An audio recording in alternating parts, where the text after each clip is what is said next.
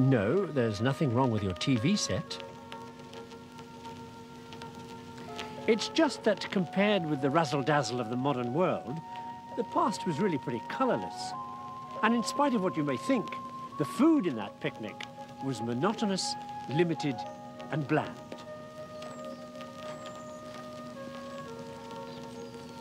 So it's odd that ad men today tend to sell consumables like this, with images of the past like this.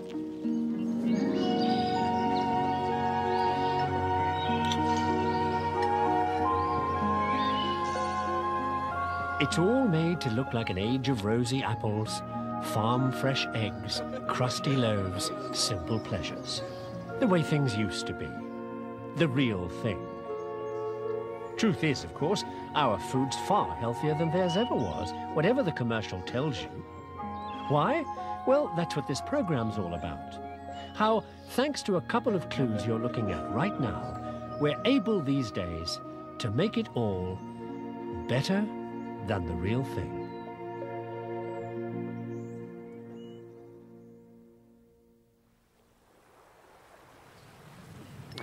I suppose if the naughty 90s, the 1890s that is, really were naughty, one of the reasons was this piece of immoral technology. I mean, back then, riding a bike was playing fast and loose, not what nice boys and good girls did. Thanks to the bicycle and the new rubber tires, it was the latest daring thing to do to go out into the country on a picnic before you were married. But a girl still had to stay respectable, which wasn't easy on a bike. Even though some woman in Seneca, New York, called Amelia Bloomer, had invented bloomers to make cycling more respectable, that still left the immoral matter of visible ankle. So the only way to save your reputation from getting the boot was getting a boot, which was a royal pain in the lower leg because it took all day to do up the laces. Until, yippee, around 1913, an engineer called Sundbach came up with the answer, which, speaking of morals as we were, was great news for a multiple bigamist who had 5 simultaneous wives and called all his daughters Mary so as not to blow his cover. He loved zippers on boots because this guy made the machines that made the boots. Meet Isaac Merritt Singer of the sewing machine of the same name, a mechanic turned actor turned social climber who beat his women up, a real sweetheart. But he made a fortune and built factories all over the world because he invented so much down and so much a month. And something else you'll see now. You can't really miss it.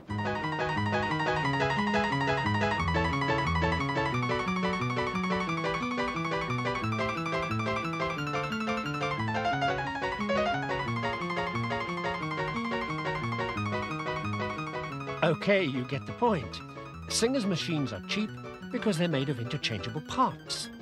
An idea Thomas Jefferson has brought back earlier from France.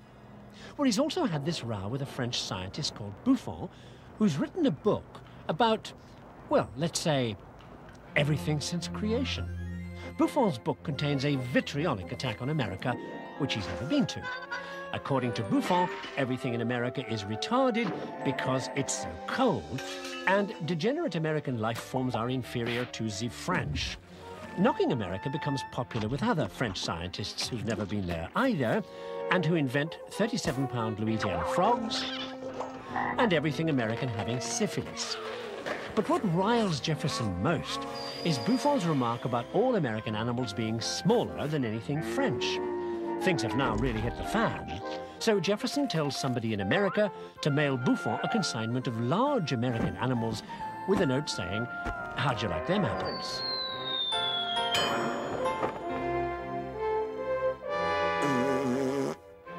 The Americans make their point. Buffon eats his words. And that's the end of that.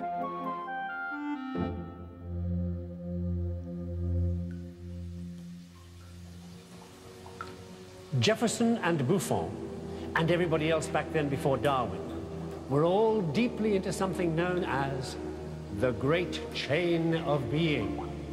The idea that God, at creation, had designed everything at once, all the way from slime to humans. And that everything was linked, one to the next, all the way along the chain. So slime was almost bugs, and bugs were almost cells, all the way up to human beings being almost angels. Keep that in mind, because the next guy in my great chain had it in his.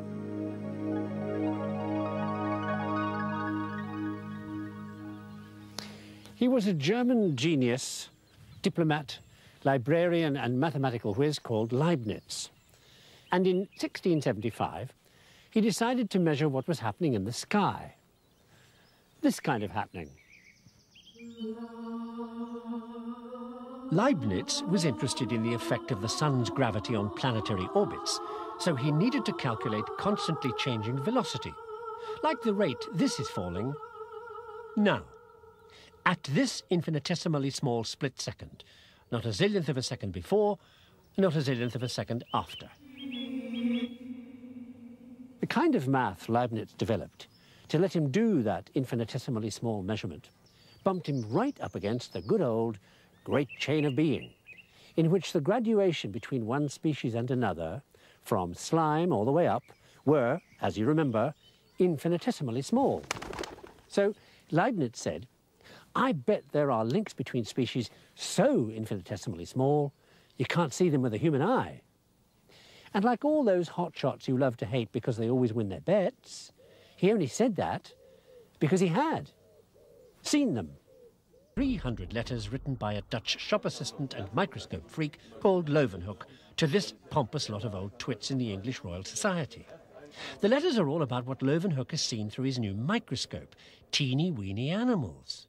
Shocking thing is, Leeuwenhoek says he's seen them everywhere, even.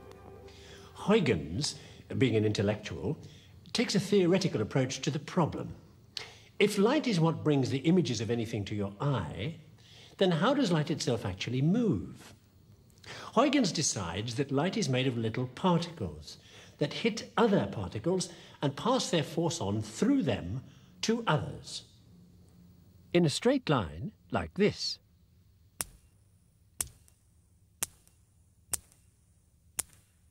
Except for some strange reason when light goes through a crystal called Icelandic spar, which splits the light ray in two. One refraction, the other, dunno. What Huygens doesn't know, because nobody knows, is that it's polarized light, which is as good a reason as any to head for Scotland.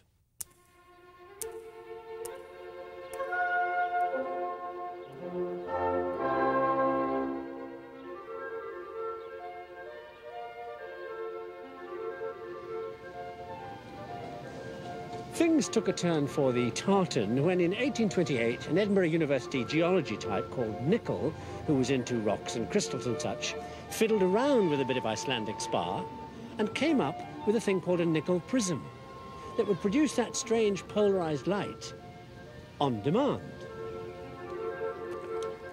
Now, Nicol had already been making super thin slices of rock, so thin they were almost transparent, and looking at the rock structure detail with a microscope.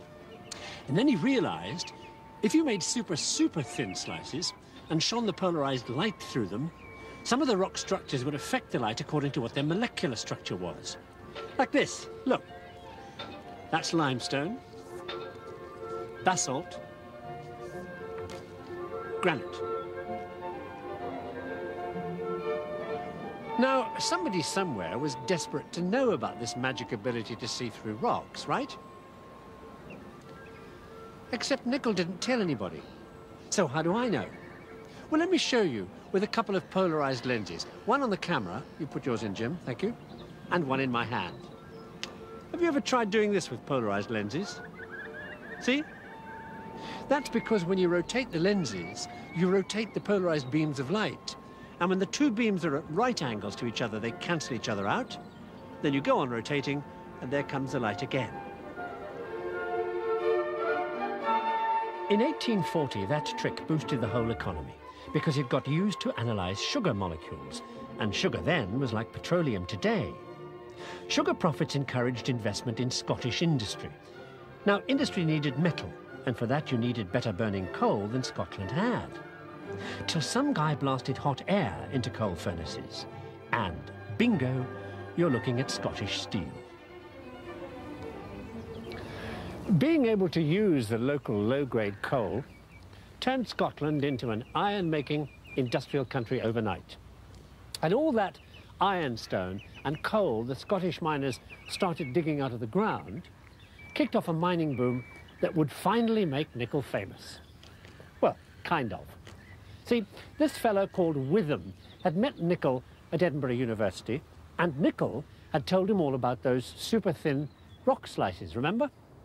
Now, the rock that turned Witham on, these are funny people, was coal, and especially the fossilized vegetables that the Scottish miners had started discovering in the coal seams. So Witham, what else, started slicing.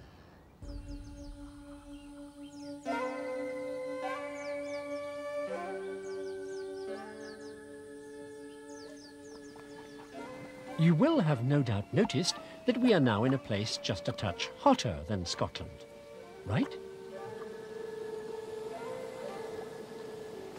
It's Indonesia, actually, because this is where the story takes us in a minute. Meanwhile, that mining boom I mentioned and the fossil vegetables the Scottish miners started finding as they dug, well, Witham wrote one of those things you can't pick up, called Some Observations on Some Fossil Vegetables. And there was Nickel's work revealed. And the things he'd said about seeing little bubbles in rock crystals. Now, I told you there was somebody desperate to know all this, didn't I? Name of Sorby. Born, lived and died in Sheffield and never went anywhere without his mother. Crazy about bubbles in rocks. But bubbles like these, magnified 2,000 times. This photograph told Sorby whether the tiny bubbles had been made by hot gas, or hot liquid, or just heat. And you know what that does? Gives you a handle on all this. Sorby's micro-bubbles changed everybody's view about how rocks got made in the first place. Back in the incandescent days of the primeval era, when the planet was making itself in fire and lava. Back when the Earth began. All thanks to that weirdo Witham and his mania for fossil veggies. This one? This? Oh, him one also. Good. Things got back to vegetables again, real ones this time, when somebody introduced Sorby to something called a spectroscope. Works like so. You shine a light through a vegetable solution that absorbs wavelengths in the light according to what's in it. Then you shine that light through a prism and you get the familiar spectrum, but with black lines at the wavelengths of the light that have been absorbed by the stuff in the solution. So now you know what the stuff in the solution is. Good, thanks, great. By 1867, Sorby was doing that solution trick with boiled-up autumn leaves to see if he could find out what caused them to change colour in autumn. Turned out to be a chemical you only see in autumn when the green chlorophyll disintegrates, called carotene, which is what gives plants their red, orange, yellow colours.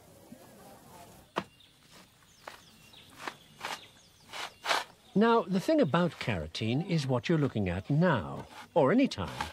Because carotene's part of the way your eye works, and without it you can't see. Well, you can't see at certain times of day, or in certain circumstances which you can guess we are now approaching. Watch what happens when you go from light to dark, like this. First of all, you can't see anything in the dark bits, and then your eye kind of goes into automatic exposure mode, and gradually, here comes your vision back. A bit grainy, but you can see. Here's what's actually going on. On the retina at the back of your eye, you've got these purple things called rods. Very sensitive to dim light, so they let you see in the dark. When you go into a brighter environment, the rods bleach yellow. and you're now in bright light operating mode. It's carotene that does the trick by causing the yellow to change back to purple once you're back in the dark. Without carotene, that doesn't happen. So if you're carotene deficient, all you see in the dark is nothing.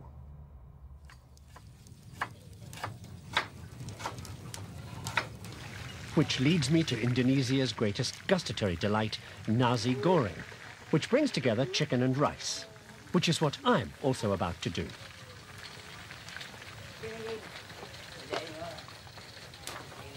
You see, back in 1886, when the Dutch were running this country, they got all worked up about a very nasty disease called beriberi that was putting colonial administrators into hospital. So this young medical researcher called Eichmann notices some chickens, normally fed on hospital leftovers, staggering about with symptoms remarkably like beriberi. So he does nothing about it. Until one day, the hospital gets a new cook. Now, the new cook isn't going to give fancy rice specially prepared for Europeans, that is, polished, to chickens, leftovers or not. If the rough, unpolished stuff was good enough for the local Javanese, it was good enough for chickens. Shortly after this, Eichmann suddenly starts to notice chickens that aren't looking foul anymore. These birds are looking healthy. Takes a closer look at the problem and discovers it's the rice. Once the chickens had switched from polished rice to unpolished rice, they'd completely recovered from bird beriberi and become once again well enough to turn into nasi goreng.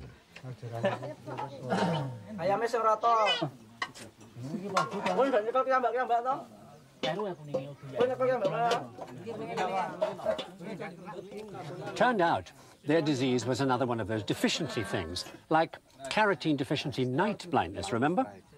Without something in the hulls of the rice, which was missing when you polished the rice, the chicken got beriberi.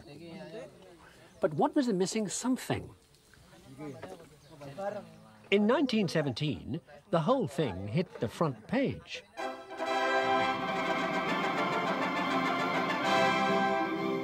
World War I ships taking food to Britain were being hit so hard and so regularly by German U-boats that the country was in deep trouble. Britain was down to 4 weeks' food reserves. There was only one thing to do: tighten their belts and cut down on the amount of food you got.